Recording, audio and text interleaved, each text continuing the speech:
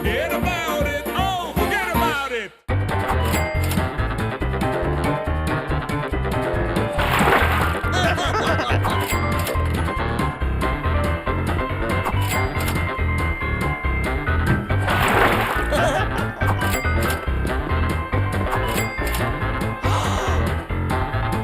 Don't you dare!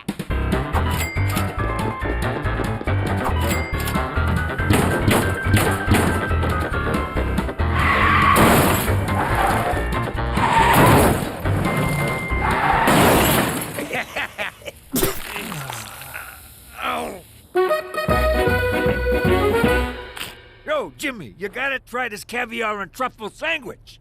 It's $600 every time I take a bite, and it tastes just like chicken. Nah, I'm too full from the narwhal soup.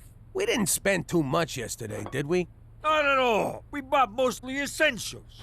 Isn't that right, Percy? What the hell?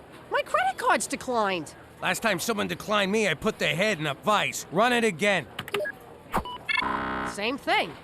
What's the problem? What's the problem? I'll tell you the problem. I got some moron up my ass asking what the freaking problem is. I don't believe this. Jimmy, give me some cash.